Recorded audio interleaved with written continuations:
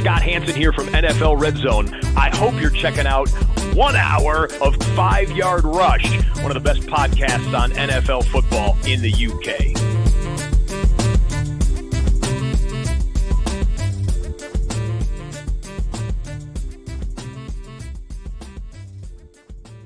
What is happening, Rush Nation? We are back. First of all, apologies for last week. Again, more life stuff kind of just got in the way, and we are where we are. So we're here for week 10. Only 5 more weeks of the fantasy regular season. We're well into the second half. Injuries piling up galore. This waiver wire week feels incredibly important. So let's dive straight into it, and let's start with the running back position. And there's so many different options out there, and so many situations we're not too sure that we feel confident on projecting right now. And the great example is the New York Giants situation. Cam Scatterbo gets injured. We think Tyrone Tracy is going to be the guy, as he has done when there was no Scatterbo, when it was pre-Scatterbo. And then even when Scatterbo left the game, it all went to Tyrone Tracy. And then the Giants just went, we're going to do Giants things and bring along Devin Singletary, who had more snaps than Tyrone Tracy. So Singletary is 5% owned. He has Chicago, Green Bay, and Detroit up next. I'm not pushing the boat out too far on Singletary because I just don't trust the Giants to stick to this plan of going with Singletary moving forward, but we might as well add him in case they do. So he's what I call an insurance ad, worth $5 or so, because what you're seeing is he'll be probably more efficient in the receiving game as well. Could be a change of pace back. He's going to have a very low ceiling due to the fact that Tracy is still there, and the Giants are going to lose a lot of games. So we're not sitting here looking at Tracy and even the Singletary as like high-end ads. So we're going to look at this and say there's not a ton of viability here, but what if something happens? And that's effectively the what if ad. And given that the running back situation is a bit thin right now, it's worth leaning into. So Singletary's there. He's a 5% rostered player. I would probably project him somewhere in sort of that mid running back 3 range, flex worthy play. So he's going to have some fantasy relevance next week, but it's hard to know what his true value is going to be. Moving on to someone who we think could have a little bit more of an interesting push forward, that Tanks Bigsby. So he is 26% owned. Again, he's a player that I'm not looking to absolutely run wild on for the fab. Again, looking at the sort of that $4 to $5 range, but we know Saquon Barkley was injured in week 8, and I know there's the bye, and hopefully he comes back out of the bye and is absolutely fine. And we want to be tracking the injury report this week to see what happens with Barkley, because we've had no news. But you've got to have the player now. Waivers run tonight into tomorrow. Therefore, you kind of need to add Bigsby now. Because if Saquon is injured, then Bigsby is going to have a 1 week, if not 2 week, hugely relevant fantasy matchup. Against the Green Bay Packers. Rico Dowdle last week just put up 130 yards. So this, although it looks like it's a tough matchup, it actually probably isn't, given what we've just seen. So you give a running back a huge amount of leeway in this matchup. They could do rather well. And if you're struggling for players in week 10, as a 1 week, maybe 2 week play, Tank Bigsby could be that.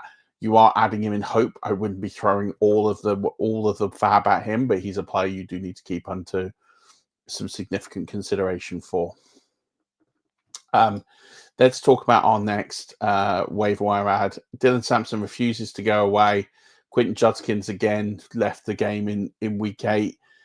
Didn't look a great injury. It was an AC joint sprain. So there's every chance that Judkins could miss this week, and therefore, Sampson's going to step in.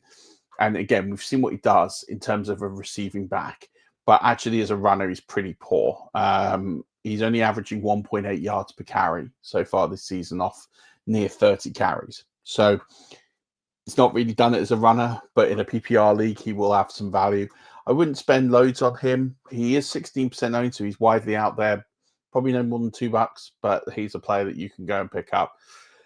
And then there's your usual suspects, the Tyler Algiers, the Kenneth Gainwells, around that sort of 35 to 40% owned. That these are the players that you can add who I talk about every week, but no one ever picks them up. But if you just need a solid sort of 9 points in the position, then they are the players that you can certainly add. The one thing I would say with the running back position is if you are starting to notice certain players being dropped now, we're at that point of the season, injuries have crept in.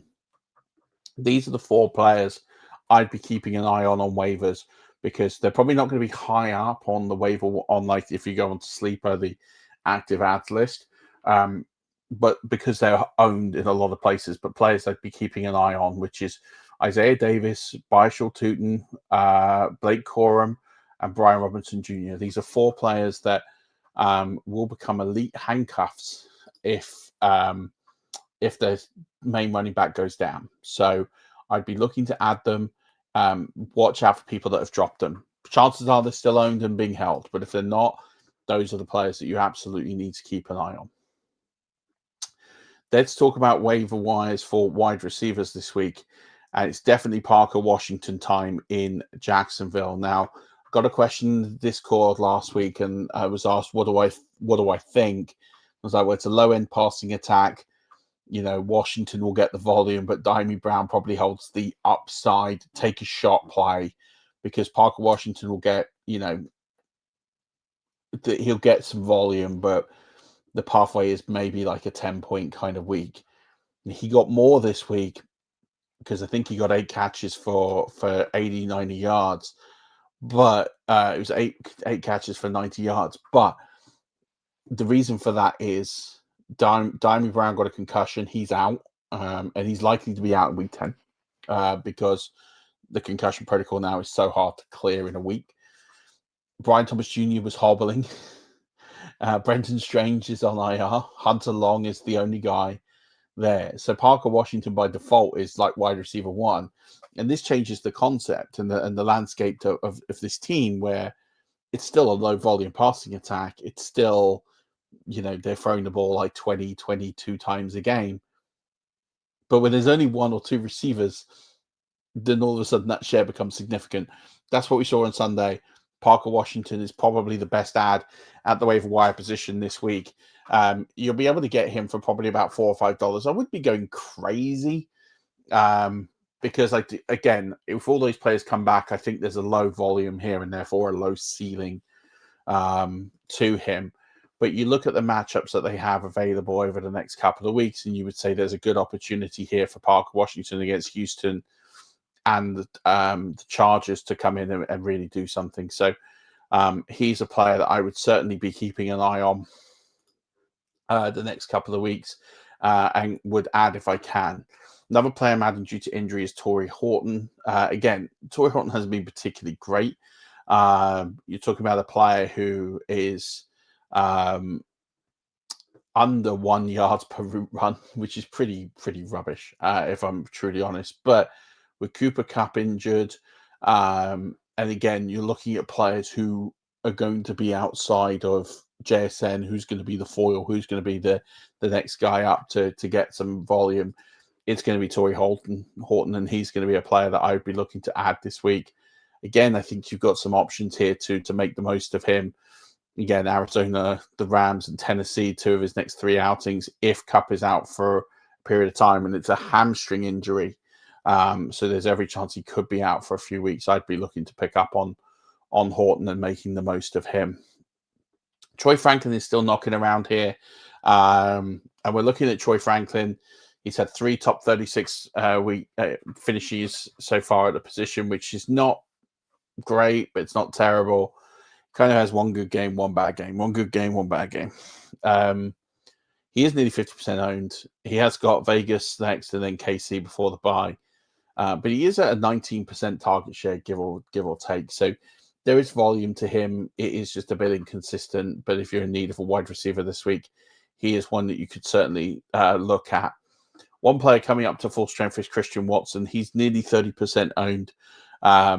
again, he got a near 60% route share in week 8, and he is someone that we're going to see, and he got a 75% route share in week 9, which is good.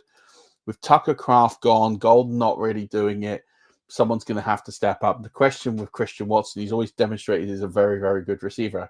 He just gets a lot of really bad injuries. This might be this little spell where he could put up 2 or 3 very, very good weeks. So I would be looking at him, especially with the fact they've got Philadelphia and the Giants, who are giving up significant fantasy points to wide receivers, both in the bottom 10.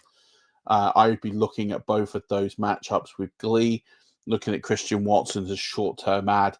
For me, the ceiling on him is higher than probably anyone else that's out there on waiver wire. So I'd be looking at Christian Watson as a high-ceiling stretch play. I'm looking at Parker Washington as kind of like a solid play, steady Eddie, volume-based play. Not going to hit high heights, but he's going to be in a pretty good spot. Alec Pierce is still someone who's continually doing bits as we're looking at the Colts. He's against Atlanta this week. And again, we're looking at how they line up, and he could really utilize this matchup, given the fact that the Falcons do go single high a lot, so tend to be beaten from behind, and they're giving up the seventh most fantasy points per week to outside wide receivers, according to fantasy points data. So I'm looking at them thinking there's a good option here for Alec Pierce to have a really good matchup. Again, hard to trust consistently, but he's a player that is going to have a good matchup this week that you can utilize. Always keep an eye on Malik Washington as well. Player I've talked about. You probably had him free. He is at around about that 15% target share. If it goes up to 20%, he's going to be fantasy relevant. You can take a look at him. Let's look at the quarterbacks. It's the same story as it is every week. The one I'm probably investing on more than anyone else is JJ McCarthy. I think he looked really good last week. Yes, you have to question his durability, but he's going to be involved in shootouts with Baltimore and Chicago and Green Bay the next 3 weeks. And if you've just lost CJ Stroud, or you've just lost a QB that you were kind of relying on, then I look at JJ McCarthy as like that ceiling play, especially as he's got Justin Jefferson and Jordan Addison as options. So I'm looking at him as someone that I would be quite happy to start in the next few weeks, because the other options here are Sam Darnold, who can be fine, but again, we know what other than Jackson Smith and Jigba, he hasn't got players who are going to wreck the game for him. And Michael Penix, and we've seen, is just, unless he's got Drake London scoring 3 touchdowns every week, it's just not someone who's going to put up a lot of fantasy points. Same goes with Aaron Rodgers. We kind of know what they're going to do there. So, for me, I'd be leaning at JJ, but then I'm quite happy to play Sam Darnold. They're the kind of two I'd be picking up at the quarterback position. And then tight ends, Corsten Loveland did have a huge week, but a lot of that was built into a huge reception late on in the game to win the game. But the fact that he was trusted in such a big spot, I think, is a good sign. And the fact that you've got the Giants this week as a good sort of team to go against for tight ends, it's not outstanding. They're kind of mid-range, but it's still not it's not a matchup I'm scared of. It's going to be interesting to see if they do bring Corsten Loveland along after 2 really good matches in a row and good performances in a row. So I'd be quite happy to have him on sort of that upside to tight end 1 range. I'm not sure if he necessarily ranks there this week for me, but he will be pretty close. A lot of people are going to be turning to Luke Musgrave. He's not on my radar this week. I think that the volume will go to the wide receivers. I don't think they trust him in that spot. Instead, I'd be looking to replace with another tight end. You've got Mason Taylor.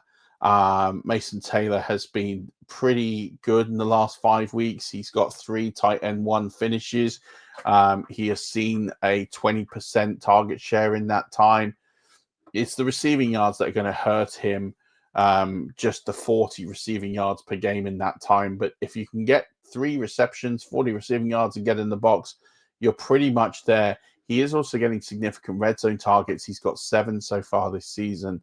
I'm looking at him as a tight end booster to get me into tight end 1 range as a streaming option. I'm quite happy to pick him up. I'm looking at Cade Otton this week as a potential 1-week streamer. He's been pretty non-existent, but the Patriots are a top 10 most fantasy points allowed to tight ends this season. And that will be an area this coaching staff does exploit weaknesses, and I expect them to target Cade Otton a lot more this week. Keep an eye on Theo Johnson as well. I think Theo Johnson is going to see an uptick, especially with the way Jackson Dart is playing against the 49ers. He did have an 18% target share. He did only have 3 for 27 on Sunday, but I expect them against Chicago to be a little bit more productive. So I like that option. So 1 week steer, I'd probably go with Otton, or I'd be looking at Loveland or Taylor. If you're looking for a longer term, maybe Taylor, maybe Loveland, depending on what happens. But Johnson, I think, has got a good little run here that you can keep an eye on. Following on with that, just looking at defenses, if you can get the Bills, I doubt you will because they're owned in nearly half of leagues, but they've got Miami and Houston in 2 of their next 3 games. That looks like a good streaming option. Or you've got the Browns, who, again, 2 of the next 3 games, they've got the Jets and they've got Vegas, which is good. Or the Ravens, who everyone would have dropped. They've got Minnesota, Cleveland, and the Jets. They've got some good matchups as well. So they are the options I'd be looking for. And if you're needing a kicker, I don't think you can go too far past Andy Borregales. I think that he is a good option to tackle this week. Mike Badgley, if he's out there, or Matt Prater, they're going to be your kicking options. That's going to be your waiver wire for week 10. Thank you very much for persevering and being with us. We look forward to talking with you on Thursday and talking a little bit more around how we can set up for the playoffs and what we can do going forward. But until then, Rush Nation, don't forget, as always, keep rushing.